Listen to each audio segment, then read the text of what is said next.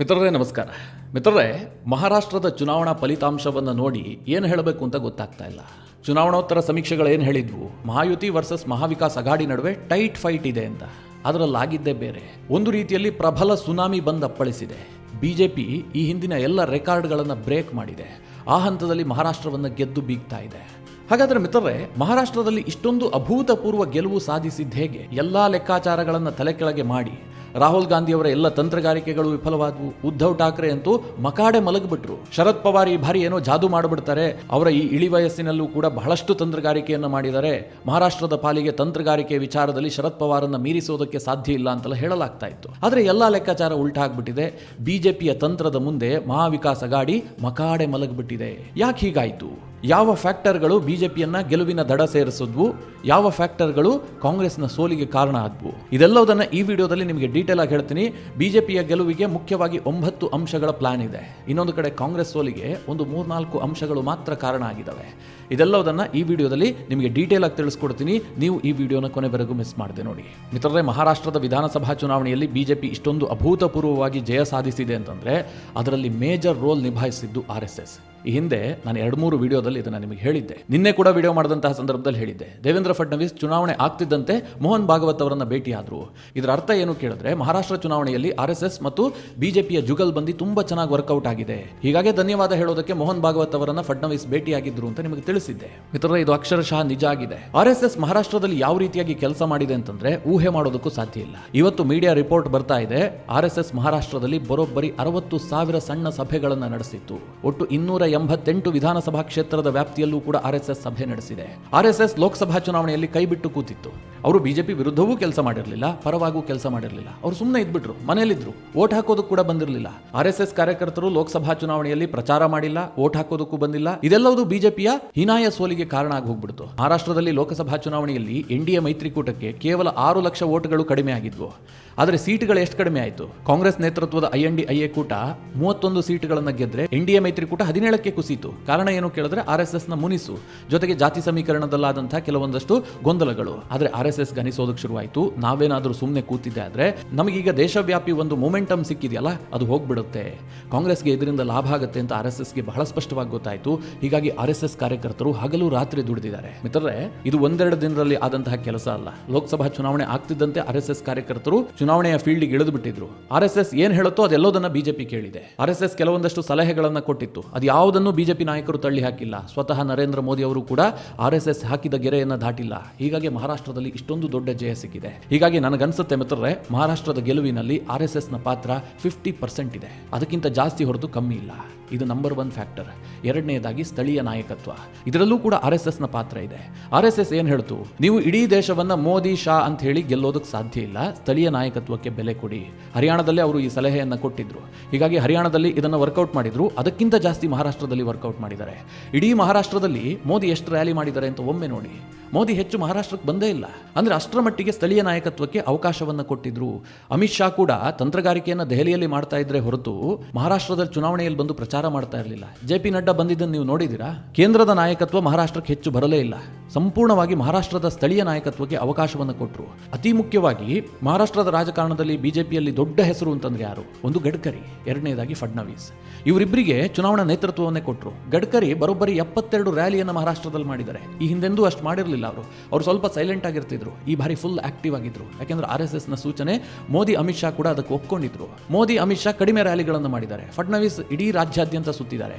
ಶಿಂದೆಗೂ ಕೂಡ ಅಷ್ಟೇ ಪ್ರಯಾರಿಟಿಯನ್ನು ಕೊಡಲಾಗಿತ್ತು. ಮುಖ್ಯಮಂತ್ರಿಯಾಗಿ ಏಕನಾಥ್ ಶಿಂದೆಯನ್ನ ಅತಿ ಹೆಚ್ಚು ಮುಂದೆ ಬಿಡಲಾಗಿತ್ತು. ಸ್ಥಳೀಯ ನಾಯಕತ್ವಕ್ಕೆ ಹೆಚ್ಚು ಒತ್ತು ಕೊಟ್ಟ ಕಾರಣದಿಂದಾಗಿ ಮಹಾರಾಷ್ಟ್ರದಲ್ಲಿ ಈ ಪರಿಯಾದಂತಹ ರಿಸಲ್ಟ್ ಬಂದಿದೆ. ನೀವು ಕರ್ನಾಟಕದಲ್ಲಿ ನೋಡಿದ್ರಿ, ಕರ್ನಾಟಕದ ವಿಧಾನಸಭೆಯನ್ನ ಕೇಂದ್ರದ ನಾಯಕತ್ವ ಟೇಕ್ ಓವರ್ ಮಾಡಿಬಿಟ್ಟಿತ್ತು. ರಾಜ್ಯದ ನಾಯಕರನ್ನ ಅವ್ರು ಕೇರ್ ಮಾಡಿರಲಿಲ್ಲ. ಅಲ್ಲ, ಕೇರ್ ಮಾಡೋದಕ್ಕೂ ಆಗೋದಿಲ್ಲ ಬಿಡಿ. ರಾಜ್ಯದ ಬಿಜೆಪಿ ನಾಯಕರು ಒಂದೆತ್ತು ಏರಿಗಿಳಿತಾ ಇರುತ್ತೆ, ಇನ್ನೊಂದೆತ್ತು ನೀರಿಗಿಳಿತಾ ಇರುತ್ತೆ. ಆ ಪರಿಸ್ಥಿತಿ ಇದೆ ರಾಜ್ಯದಲ್ಲಿ. ಇನ್ನೊಂದು ಮಿತ್ರರೇ, ಲಾಡ್ಕಿ ಬಹಿನಾ.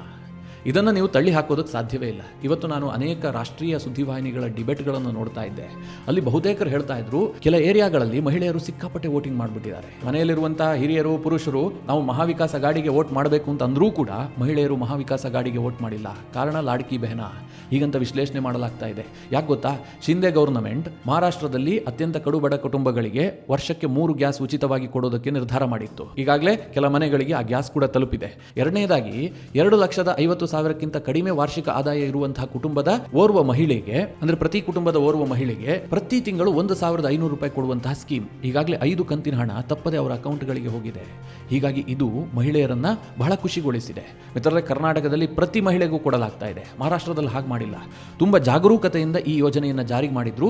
ಇದು ತುಂಬಾ ಇಂಪ್ಯಾಕ್ಟ್ ಮಾಡಿದೆ. ಹೀಗಾಗಿ ಮಹಿಳಾ ಮತದಾರರು ದೊಡ್ಡ ಪ್ರಮಾಣದಲ್ಲಿ ಮಹಾಯುತಿಯನ್ನು ಕೈ ಹಿಡಿದಿದ್ದಾರೆ. 4ನೇ ಅಂಶ ಏನು ಕೇಳಿದ್ರೆ, ಬಿಜೆಪಿ ಈ ಬಾರಿ ಏನು ತಂತ್ರಗಾರಿಕೆ ಮಾಡಿತ್ತು, ಲೋಕಸಭೆಯಲ್ಲಿ ಮರಾಠ ವೋಟ್ ನಮ್ಮ ಕೈ ಬಿಟ್ಟು ಹೋಗಿದೆ. ಎಷ್ಟಾಗುತ್ತೋ ಅಷ್ಟು ಮರಾಠ ವೋಟ್ಗಳನ್ನು ನಾವು ಈ ಬಾರಿ ವಾಪಸ್ ಕರೆದುಕೊಂಡು ಬರಬೇಕು. ಒಂದು ವೇಳೆ ಅದು ಸಾಧ್ಯ ಆಗಿಲ್ಲಪ್ಪ, ಇತ್ತ ಕಡೆಯಲ್ಲಿ ಇರುವಂತಹ OBC ವೋಟನ್ನು ಕನ್ಸಾಲಿಡೇಟ್ ಮಾಡಬೇಕು. ಇದು ಬಿಜೆಪಿಯ ಪ್ರಯತ್ನ ಆಗಿತ್ತು. ಇದರಲ್ಲಿ ದೊಡ್ಡ ಮಟ್ಟದ ಯಶಸ್ಸು ಸಿಕ್ಕಿದೆ. OBC ವೋಟ್ಗಳು ಬಿಜೆಪಿಗೆ ಬಂದಿದೆ ಅಥವಾ ಮಹಾಯುತಿಗೆ ಬಂದಿದೆ. ಇನ್ನೊಂದು ಕಡೆ ಮರಾಠ ವೋಟ್ಗಳು ಕೂಡ ಬಿಜೆಪಿಯ ಕಡೆಗೆ ವಾಲಿದೆ. ಇದು ಬಿಜೆಪಿಯ ದೊಡ್ಡ ಯಶಸ್ಸಿಗೆ ಅಥವಾ ಸುನಾಮಿಗೆ ಕಾರಣ ಆಯಿತು ಅಂತಂದ್ರೆ ತಪ್ಪಾಗ್ಲಿಕ್ಕಿಲ್ಲ. ಇನ್ನು ಮಿತ್ರರೇ, ಯೋಗಿ ಆದಿತ್ಯನಾಥ್ ಅವರ ಬಟೆಂಗೆ ತೋ ಕಟೆಂಗೆ, ಹಾಗೆ ನರೇಂದ್ರ ಮೋದಿ ಅವರ ಏಕ್ ಹೇ ತೋ ಸೇಫ್ ಹೇ, ಈ 2 ಘೋಷವಾಕ್ಯಗಳು ಇಡೀ ಮಹಾರಾಷ್ಟ್ರದಾದ್ಯಂತ ಸದ್ದು ಮಾಡಿದೆ. ದುರದೃಷ್ಟವಶಾತ್ ಕರ್ನಾಟಕದಲ್ಲಿ ಇದು ಸದ್ದು ಮಾಡಿಲ್ಲ. ಕರ್ನಾಟಕದಲ್ಲಿ ಏನಾಗ್ತಾ ಇದೆ ನೀವು ನೋಡಿದ್ರಿ. ಆದರೆ ಮಹಾರಾಷ್ಟ್ರದಲ್ಲಿ ಇದು ದೊಡ್ಡ ಮಟ್ಟದ ಸದ್ದಾಗಿದೆ. ಒಂದು ವೇಳೆ ಮಹಾವಿಕಾಸ್ ಅಘಾಡಿ ಅಧಿಕಾರಕ್ಕೆ ಬಂದಿದ್ದೆ ಆದ್ರೆ ನಮ್ಮನ್ನ ಒಡೆದು ಹಾಕ್ತಾರೆ. ಹಿಂದೂ ಧರ್ಮದಲ್ಲಿ ಎಲ್ಲಿಯವರೆಗೆ ಒಗ್ಗಟ್ಟಿರುತ್ತೋ ಅಲ್ಲಿಯವರೆಗೆ ನಮಗೆ ಜಯ ಸಿಗುತ್ತೆ ಎನ್ನುವ ರೀತಿಯಲ್ಲಿ ಬಿಂಬಿಸಲಾಯಿತು. ಈ ಹಿಂದುತ್ವದ ಕಾರ್ಡ್ ಅನ್ನು ಏನು ಪ್ಲೇ ಮಾಡಿದ್ರು, ಇದು ಬಹುತೇಕ ಮಹಾರಾಷ್ಟ್ರದಲ್ಲಿ ಯಶಸ್ವಿಯಾಗಿದೆ. ಒಂದು ಕಡೆ RSS ಕೈ ಹಿಡಿದಿದ್ದು, ಇನ್ನೊಂದು ಕಡೆ ಬಿಜೆಪಿ ನಾಯಕರ ಬಟೆಂಗೆ ತೋ ಕಟೆಂಗೆ, ಏಕ್ ಹೇ ತೋ ಸೇಫ್ ಹೇ, ಈ ಎಲ್ಲ ಘೋಷವಾಕ್ಯಗಳು ಕೂಡ ಮಹಾರಾಷ್ಟ್ರದಲ್ಲಿ ವರ್ಕೌಟ್ ಆಯಿತು. 6ನೇ ಫ್ಯಾಕ್ಟರ್ ಏನು ಕೇಳಿದ್ರೆ, ಶಿವಸೇನೆಯ ಉದ್ಧವ್ ಠಾಕ್ರೆ ಬಣ ಮಿತಿ ಮೀರಿದ ಮುಸ್ಲಿಂ ವೋಟ್ಗಳನ್ನು ಕನ್ಸಾಲಿಡೇಟ್ ಮಾಡೋದಕ್ಕೆ ಪ್ರಯತ್ನ ಮಾಡಿತು. ಮುಸ್ಲಿಮರ ಪರವಾಗಿ ಹೇಳಿಕೆ ಕೊಟ್ಟರು. ಎಷ್ಟರ ಮಟ್ಟಿಗೆ ಅಂತಂದ್ರೆ, ಆದಿತ್ಯ ಠಾಕ್ರೆ ಮತ್ತು ಉದ್ಧವ್ ಠಾಕ್ರೆ ಮುಂಬೈ ದಂಗೆ ಏನಿದೆ ಅದು ನಾವು ಮಾಡಿದಂತಹ ದೊಡ್ಡ ಪ್ರಮಾದ ಅಂತ ಹೇಳಿಕೆ ಕೊಟ್ಟರು. ಮಿತ್ರರೇ, ಬಾಳಾ ಸಾಹೇಬ್ ಠಾಕ್ರೆ ಹೇಗೆ ಬದುಕಿದ್ರು ಅಂತ ನಿಮಗೆಲ್ಲ ಗೊತ್ತು. ಹಿಂದೂಗಳ ಹೃದಯ ಸಾಮ್ರಾಟನಾಗಿ ಗುರುತಿಸಿಕೊಂಡಿದ್ರು. ಅವರ ಮಗ ಮೊಮ್ಮಗನಾದಂಥ ಇವರು ಮುಸ್ಲಿಂ ಓಟ್ಗಳನ್ನು ಓಲೈಸೋದಕ್ಕೋಸ್ಕರವಾಗಿ ಯಾವ ಮಟ್ಟಿನ ಹೇಳಿಕೆಗಳನ್ನು ಕೊಟ್ಟರು. ಇದನ್ನ ಹಿಂದೂಗಳು ಸಹಿಸಿಕೊಂಡಿಲ್ಲ. ಮುಸ್ಲಿಮರಿಗೆ ಇದು ಖುಷಿ ಕೊಟ್ಟಿರಬಹುದು. ಉದ್ಧವ್ ಠಾಕ್ರೆ ಬಣಕ್ಕೆ ಒಂದಷ್ಟು ಮುಸ್ಲಿಂ ಓಟ್ಗಳು ಬಂದಿರಬಹುದು. ಅದು ಕೂಡ ಕಂಪ್ಲೀಟ್ ಆಗಿ ಬಂದಿಲ್ಲ. ಅದು ಯಾಕೆ ಅಂತ ನಾನು ಮುಂದೆ ಹೇಳ್ತೀನಿ. ಇದು ಬಿಜೆಪಿಗೆ ದೊಡ್ಡ ಮಟ್ಟದಲ್ಲಿ ವರ್ಕೌಟ್ ಆಗಿತ್ತು. ಇನ್ನೊಂದು ಅಂಶ ಏನು ಕೇಳಿದ್ರೆ, ಕಾಂಗ್ರೆಸ್ನ ವೋಟ್ ಜಿಹಾದ್ ತಂತ್ರ. ನಿಮಗೆಲ್ಲ ಗೊತ್ತು, ಮಹಾರಾಷ್ಟ್ರದಲ್ಲಿ ಚುನಾವಣೆಗೆ ಕೆಲವೇ ದಿನಗಳಿದ್ದಂತಹ ಸಂದರ್ಭದಲ್ಲಿ ಉಲೇಮಾಗಳು 17 ಬೇಡಿಕೆಯನ್ನ ಕಾಂಗ್ರೆಸ್ಗೆ ಸಲ್ಲಿಕೆ ಮಾಡಿದ್ರು. ನಾವು ನಿಮಗೆ ವೋಟ್ ಹಾಕ್ತೀವಿ, ನಿಮ್ಮನ್ನ ಬೆಂಬಲಿಸ್ತೀವಿ, ಆದ್ರೆ ನಮಗೆ 17 ಬೇಡಿಕೆಯನ್ನು ಈಡೇರಿಸಬೇಕು ಅಂತ. ಆ 17 ಬೇಡಿಕೆಯಲ್ಲಿ RSS ಅನ್ನು ಬ್ಯಾನ್ ಮಾಡಬೇಕು ಅಂತಿತ್ತು. ಮುಸ್ಲಿಮರಿಗೆ 10% ಮೀಸಲಾತಿಯನ್ನು ಕೊಡಬೇಕು ಅಂತಿತ್ತು. ಒಂದೊಂದು ಬೇಡಿಕೆಗಳು ಕೂಡ ತೀರಾ ಆಘಾತಕಾರಿಯಾಗಿದ್ವು. ಇದನ್ನು ಕಾಂಗ್ರೆಸ್ ಯಾವುದೇ ರೀತಿಯಲ್ಲೂ ಕೂಡ ಖಂಡಿಸಿಲ್ಲ, ಅದನ್ನು ವಿರೋಧಿಸಿಲ್ಲ, ನಾವು ಅದನ್ನು ಒಪ್ಕೊಂಡಿಲ್ಲ ಅಂತ ಹೇಳಿಲ್ಲ. ಸೈಲೆಂಟ್ ಆಗಿದ್ದುಬಿಟ್ರು. ಅಂದ್ರೆ ಕಾಂಗ್ರೆಸ್ ಇದಕ್ಕೆ ಒಪ್ಪಿಗೆ ಸೂಚಿಸಿದೆ ಅನ್ನುವಂಥ ಅರ್ಥ ಬಂತು. ಬಿಜೆಪಿಯವರು ಇದನ್ನು ಪ್ರಚಾರ ಮಾಡಿಬಿಟ್ರು. ಉಲೇಮಗಳ ಬೇಡಿಕೆಯನ್ನ ಮಹಾವಿಕಾಸ್ ಅಘಾಡಿ ಅಧಿಕಾರಕ್ಕೆ ಬಂದರೆ ಈಡೇರಿಸುತ್ತೆ, RSS ಅನ್ನು ಬ್ಯಾನ್ ಮಾಡಿಬಿಡ್ತಾರೆ, ಮುಸ್ಲಿಮರಿಗೆ 10% ಮೀಸಲಾತಿ ಕೊಡ್ತಾರೆ, ಹೀಗೆಲ್ಲ ಹೇಳೋದಕ್ಕೆ ಶುರು ಮಾಡಿದ್ರು. ಇದು ಹಿಂದೂಗಳಿಗೆ ಕೆರಳಿಸ್ತು. ಹಿಂದೂಗಳು ಹುಚ್ಚೆದ್ದು ಬಂದು ವೋಟ್ ಮಾಡುವಂತಾಯಿತು. ಇನ್ನೊಂದು ಮುಖ್ಯವಾದ ಅಂಶ ಏನು ಕೇಳಿದ್ರೆ, ಲೋಕಸಭಾ ಚುನಾವಣೆಯಲ್ಲಿ ಕಾಂಗ್ರೆಸ್ಗೆ ಒಂದು ದೊಡ್ಡ ಯಶಸ್ಸು ಸಿಕ್ಕಿತ್ತು. ಅವರೇ ದೊಡ್ಡ ಪಕ್ಷವಾಗಿ ಹೊರಹೊಮ್ಮಿದ್ರು. ಮಹಾರಾಷ್ಟ್ರದಲ್ಲಿ ಐತಿಹಾಸಿಕವಾಗಿ 13 ಸೀಟ್ಗಳನ್ನು ಗೆದ್ದುಕೊಂಡಿದ್ರು. ಅದಕ್ಕೆ ಮುಖ್ಯ ಕಾರಣ ಏನಾಗಿತ್ತು? ಸಂವಿಧಾನ ಬದಲಾವಣೆ ಮಾಡ್ತಾರೆ, 400 ಸೀಟನ್ನು ಗೆದ್ದು ಬಿಡ್ತಾರೆ, ಈ ರೀತಿಯಾಗಿ ಇವರು ಬಿಂಬಿಸಿದ್ರು. ಆದರೆ ಈ ಬಾರಿ ಮಹಾರಾಷ್ಟ್ರದ ಚುನಾವಣೆಯಲ್ಲಿ ಸಂವಿಧಾನದ ವಿಚಾರವೇ ಚರ್ಚೆಗೆ ಬಂದಿಲ್ಲ. ಯಾಕೆಂದ್ರೆ ಗೊತ್ತಾಗೋಯ್ತು ಜನರಿಗೆ, ಈ ಸಂವಿಧಾನ ಬದಲಾವಣೆ ಎನ್ನುವಂತಹ ವಿಚಾರ ಕೇವಲ ರಾಜಕೀಯ ವಿಚಾರ. ಮೋದಿ ಅಲ್ಲ, ಇನ್ಯಾರೇ ಅಧಿಕಾರಕ್ಕೆ ಬಂದರೂ ಕೂಡ ಬಿಜೆಪಿಯಲ್ಲಿ ಸಂವಿಧಾನವನ್ನು ಅವರು ಬದಲಾಯಿಸೋದಿಲ್ಲ. ಕಾಂಗ್ರೆಸ್ನವರು ಸುಮ್ಮನೆ ರಾಜಕೀಯ ಮಾಡ್ತಾ ಇದ್ದಾರೆ ಅಂತ ದಲಿತ ಮತದಾರರಿಗೆ ಗೊತ್ತಾಯಿತು. ಹೀಗಾಗಿ ದಲಿತ ಮತದಾರರು ಹೆಚ್ಚಿರುವಂತಹ ಕ್ಷೇತ್ರದಲ್ಲೇ ಕಾಂಗ್ರೆಸ್ ಸೋತು ಹೋಗಿದೆ. ಇದು ಕೂಡ ಕಾಂಗ್ರೆಸ್ನ ಹಿನ್ನಡೆಗೆ ಕಾರಣ ಆಯಿತು. ಇನ್ನೊಂದು ಮುಖ್ಯವಾದ ಅಂಶ ಏನು ಕೇಳಿದ್ರೆ, ಅಜಿತ್ ಪವಾರ್ ಅವರನ್ನ ಲೋಕಸಭಾ ಚುನಾವಣೆಯಲ್ಲಿ ಬಿಜೆಪಿ ಮತದಾರರು ಒಪ್ಕೊಂಡಿರಲಿಲ್ಲ ಅಥವಾ ಹಿಂದೂ ಪರ ಇರುವಂಥವರು ಒಪ್ಕೊಂಡಿರಲಿಲ್ಲ. ಆದರೆ ಈ ಬಾರಿ RSS ಏನು ಮಾಡ್ತು ಗೊತ್ತಾ? ಅನಿವಾರ್ಯತೆ ಸೃಷ್ಟಿಯಾಗಿದೆ, ನೀವು ವೋಟ್ ಹಾಕ್ಬಿಡಿ ಅಂತ RSS ಕೂಡ ಸೂಚನೆ ಕೊಡ್ತು. ಬಿಜೆಪಿಯು ಕೂಡ ಕನ್ವಿನ್ಸ್ ಮಾಡೋದರಲ್ಲಿ ಯಶಸ್ವಿ ಆಯಿತು. ಹೀಗಾಗಿ ಅಜಿತ್ ಪವಾರ್ಗೂ ಕೂಡ ದೊಡ್ಡ ಮಟ್ಟದ ಯಶಸ್ಸು ಸಿಕ್ಕಿದೆ. ಅಜಿತ್ ಪವಾರ್ ಅವರ ಓಟು ಬಿಜೆಪಿಗೆ ಬಂದಿದೆ, ಬಿಜೆಪಿ ಓಟು ಅಜಿತ್ ಪವಾರ್ಗೆ ಹೋಗಿದೆ. ಶಿಂದೆ ಬಣದ ಓಟು ಬಿಜೆಪಿಗೆ ಬಂದಿದೆ, ಬಿಜೆಪಿಯ ಓಟ್ ಶಿಂದೆಗೆ ಹೋಗಿದೆ. ಒಂದು ಸರಿಯಾದಂತಹ ಫಾರ್ಮುಲಾವನ್ನು ರೆಡಿ ಮಾಡಿಕೊಂಡು ಇವರು ಚುನಾವಣೆಯನ್ನು ಎದುರಿಸಿದ ಕಾರಣದಿಂದಾಗಿ ವೋಟ್ ಶಿಫ್ಟಿಂಗ್ ತುಂಬಾ ಚೆನ್ನಾಗಿದೆ. ಇದು ಬಿಜೆಪಿಯ ದೊಡ್ಡ ಯಶಸ್ಸಿಗೆ ಕಾರಣ ಆಗಿದೆ. ಇನ್ನೊಂದು ಮುಖ್ಯವಾದ ಅಂಶ ಏನು ಕೇಳಿದ್ರೆ, ಶಿಂದೆ ಫಡ್ನವೀಸ್ ಅವರ ಜುಗಲ್ಬಂದಿ. ಮಹಾರಾಷ್ಟ್ರದಲ್ಲಿ ಇವರ ಲೀಡರ್ಶಿಪ್ ಇದೆಯಲ್ಲ, ಇದು ತುಂಬಾ ಪಾಪ್ಯುಲರ್ ಆಗಿಬಿಟ್ಟಿದೆ. ಇಬ್ರು ಅಣ್ಣತಮ್ಮ ಇದ್ದಂತೆ ಕೆಲಸ ಮಾಡ್ತಾ ಇದ್ದಾರೆ. ಇಬ್ಬರ ನಡುವೆ ಯಾವುದೇ ರೀತಿಯಲ್ಲಿ ವೈಷಮ್ಯ ಇಲ್ಲ. ಮುಂದೆ ಮುಖ್ಯಮಂತ್ರಿ ವಿಚಾರದಲ್ಲಿ ಬರಬಹುದು, ಆದರೆ ಈವರೆಗೆ ಇರಲಿಲ್ಲ. ಶಿಂದೆ ಯಾವಾಗ ಮುಖ್ಯಮಂತ್ರಿ ಆದರೂ, ದೇವೇಂದ್ರ ಫಡ್ನವೀಸ್ ಉಪಮುಖ್ಯಮಂತ್ರಿ ಆದರೂ, ಆ ದಿನದಿಂದಲೂ ಕೂಡ ದೇವೇಂದ್ರ ಫಡ್ನವೀಸ್ ಸರ್ಕಾರದ ಮೇಲೆ ಕಂಟ್ರೋಲ್ ಅನ್ನು ಇಟ್ಕೊಂಡಿದ್ರು. ಆದರೂ ಸಹ ಶಿಂದೆಯನ್ನ ಅಷ್ಟೇ ವಿಶ್ವಾಸಕ್ಕೆ ತೆಗೆದುಕೊಳ್ತಾ ಇದ್ರು. ಅವರೊಬ್ಬ ಮುಖ್ಯಮಂತ್ರಿಯಾಗಿ ಅವರಿಗೆ ಏನು ಗೌರವ ಸಿಗಬೇಕೋ ಅದನ್ನು ದೇವೇಂದ್ರ ಫಡ್ನವೀಸ್ ಕೊಡ್ತಾ ಇದ್ರು.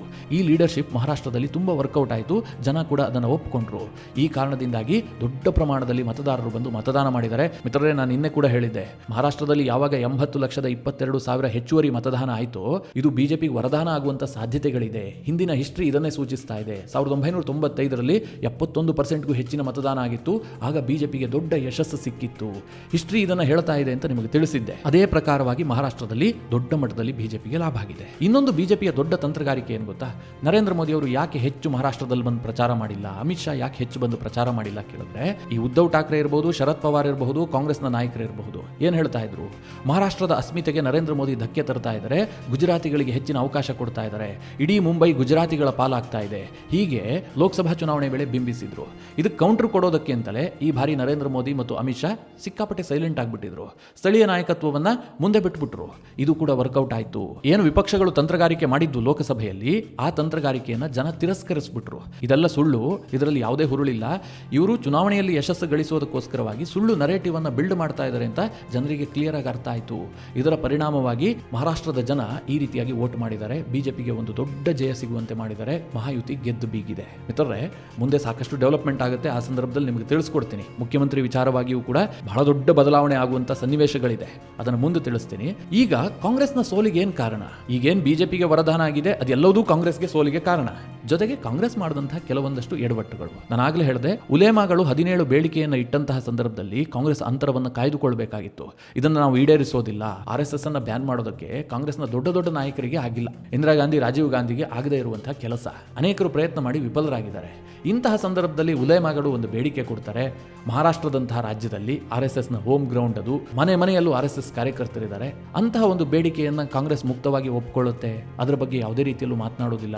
ಮುಸ್ಲಿಂ ಮೀಸಲಾತಿಯ ವಿಚಾರವಾಗಿ ಮಾತನಾಡುತ್ತೆ. ರಿಸರ್ವೇಷನ್ ಅಲ್ಲಿ ನಾವು ಬದಲಾವಣೆ ತರ್ತೀವಿ ಅಂತ ಹೇಳುತ್ತೆ.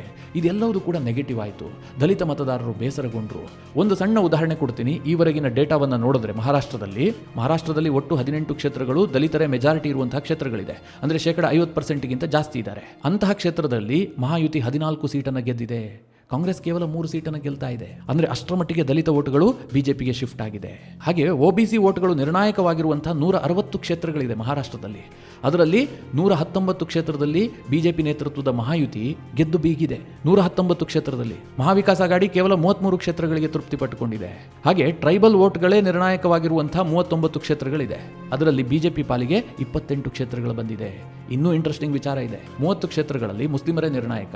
ಮುಸ್ಲಿಮರು ಯಾರಿಗೆ ವೋಟ್ ಹಾಕ್ತಾರೋ ಅವ್ರು ಗೆಲ್ತಾರೆ ಎನ್ನುವಂಥ ಕ್ಷೇತ್ರ ಇತ್ತು. ಅಂತಹದ್ರಲ್ಲೂ ಕೂಡ NDA 16 ಕ್ಷೇತ್ರದಲ್ಲಿ ಜಯ ಸಾಧಿಸಿದೆ. ಮುಸ್ಲಿಂ ಬಾಹುಳ್ಯ ಇರುವಂತಹ ಕ್ಷೇತ್ರಗಳು. ಯೋಚನೆ ಮಾಡಿ, ಮುಸ್ಲಿಂ ಮಹಿಳೆಯರು ಕೂಡ ಲಾಡ್ಕಿ ಬೆಹನಾ ಕಾರಣದಿಂದಾಗಿ ಶಿಂದೆಗೆ ವೋಟ್ ಮಾಡಿದ್ದಾರೆ, ಬಿಜೆಪಿ ವೋಟ್ ಮಾಡಿದ್ದಾರೆ. ಈ ರೀತಿಯ ಲೆಕ್ಕಾಚಾರಗಳಾಗ್ತಾ ಇದೆ. ನನಗನ್ಸುತ್ತೆ ಇತ್ತೀಚಿನ ದಿನಗಳಲ್ಲಿ ಇಂತಹದೊಂದು ಚುನಾವಣೆ ನಡೆದಿರಲಿಲ್ಲ. ಇದು ಅಕ್ಷರಶಃ ಸುನಾಮಿ. ಬಿಜೆಪಿಯ ತಂತ್ರಗಾರಿಕೆ ಬಹಳ ಮಟ್ಟಿಗೆ ವರ್ಕೌಟ್ ಆಗಿದೆ. ಮೈಕ್ರೋ ಮ್ಯಾನೇಜ್ಮೆಂಟ್ ಅನ್ನು ತುಂಬಾ ಚೆನ್ನಾಗಿ ಮಾಡಿದ್ದಾರೆ. ದೊಡ್ಡ ಮಟ್ಟದಲ್ಲಿ ಚುನಾವಣೆಯನ್ನು ಎದುರಿಸ್ತೀವಿ, ಏನೋ ದೊಡ್ಡ ಪ್ರಚಾರ ಅದು ಯಾವುದೂ ಇಲ್ಲದೆ ಮೈಕ್ರೋ ಲೆವೆಲ್ ನಲ್ಲಿ ಮ್ಯಾನೇಜ್ಮೆಂಟ್ ಮಾಡುವಂತದ್ದು. ಒಂದು ಕಡೆ RSS, ಇನ್ನೊಂದು ಕಡೆ ಬಿಜೆಪಿಯ ಸ್ಥಳೀಯ ನಾಯಕತ್ವ, ಎಲ್ಲರೂ ಕೂಡ ಸಂಘಟಿತವಾಗಿ ಹೋಗಿ ಮಹಾರಾಷ್ಟ್ರವನ್ನು ಗೆದ್ದುಕೊಂಡಿದ್ದಾರೆ. ಕಾಂಗ್ರೆಸ್ ಇದನ್ನು ಅರ್ಥ ಮಾಡಿಕೊಳ್ಳುವಲ್ಲಿ ವಿಫಲವಾಗಿದೆ. ಹೀಗೆ ಮಿತ್ರರೇ, ಮಹಾರಾಷ್ಟ್ರದಲ್ಲಿ ಬಿಜೆಪಿ ಗೆಲ್ಲೋದಕ್ಕೆ ಅಷ್ಟು ಹಾರ್ಡ್ ವರ್ಕ್ ಮಾಡಿದೆ. ಅದಕ್ಕೆ ಪ್ರತಿಫಲವನ್ನು ಕೂಡ ಅಲ್ಲಿನ ಮತದಾರರು ನೀಡಿದ್ದಾರೆ. ಕಾಂಗ್ರೆಸ್ನ ಎಲ್ಲ ತಂತ್ರಗಾರಿಕೆಗಳು ಕೂಡ ಮಹಾರಾಷ್ಟ್ರದಲ್ಲಿ ಮಕಾಡೆ ಮಲಗೋಗಿದೆ. ಮಿತ್ರರೇ, ಇದಕ್ಕಿಂತ ಹೆಚ್ಚಾಗಿ ನಿಮಗೆ ಯಾವುದಾದ್ರೂ ಅಂಶಗಳು ಗೊತ್ತಿದ್ರೆ ಬಿಜೆಪಿಯ ಗೆಲುವಿಗೆ ಕಾರಣಗಳು, ನೀವು ಕೂಡ ಕಮೆಂಟ್ ಮಾಡುವ ಮೂಲಕ ನಮಗೆ ತಿಳಿಸಿ. ಹಾಗೆ ನಿಮಗೆ ಈ ವಿಡಿಯೋ ಇಷ್ಟವಾದರೆ ಲೈಕ್ ಮಾಡಿ. ಜೊತೆಗೆ ನೀವಿನ್ನೂ ನಿಮ್ಮ ನೆಚ್ಚಿನ ಸಂಸ್ಕಾರ ಸೌರಭ ಯೂಟ್ಯೂಬ್ ಚಾನಲ್ನ ಸಬ್ಸ್ಕ್ರೈಬ್ ಮಾಡಿಲ್ಲ ಅಂತಾದರೆ ಈ ಕೂಡಲೇ ಸಬ್ಸ್ಕ್ರೈಬ್ ಮಾಡಿ. ಮುಂದಿನ ಎಲ್ಲ ಅಪ್ಡೇಟ್ಗಳ ನೋಟಿಫಿಕೇಷನ್ಗಾಗಿ ಬೆಲ್ ಐಕಾನ್ ಒತ್ತಿ.